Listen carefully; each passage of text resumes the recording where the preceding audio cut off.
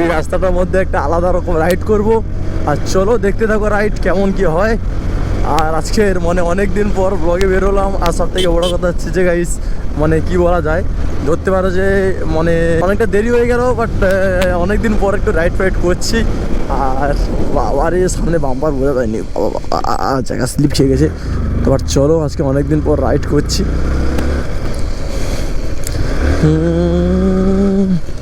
আর half gloves jacket ফ্যাকেট পরলে তো আলাদাই একটা মানে রাইডের লুক চলে আসে। বাট চলো,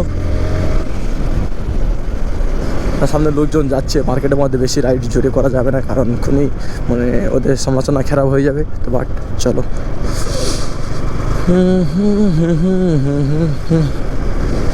কারণ তুমি রাইড করবে ঠিক আছে হয়তো, কিন্তু তুমি অতিরিক্ত যখন মানে ওদের পাশ দিয়ে যখন একটু জোরে চলে যাবে না, ওদের মধ্যে একটা সমালোচনা চলবে যে কেমন যাচ্ছে দেখ, কী করে যাচ্ছে দেখ, মানে হ্যান ত্যান মানুষের যেটা ভাবনা চিন্তা হয় তোমরা তো ভালো করে জানো। তো দরকার কি ভাই, চলো সাবধানে গেলেই তো হয়।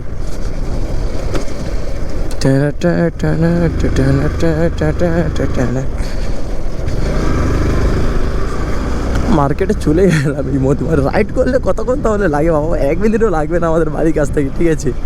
মানে তোমরা রাস্তাঘাট দেখো, আমার বাড়ি থেকে মার্কেট আমার ভিডিও ছাড়া আছে, তোমরা রাস্তাঘাট দেখো কতক্ষণ লাগবে। এই তো চলেই এলাম, মানে গাড়ি রাইড একটু জোরে করলে তাড়াতাড়ি আর চলে আসতাম হয়তো। তো বাট চলো, আর কার কার গাড়ি মানে কি বলা যায় রাইড করতে ভালো লাগে অবশ্যই কমেন্ট করে জানাও। টুং টুং টেঁড়ো টুং টুং টেঁড়ো।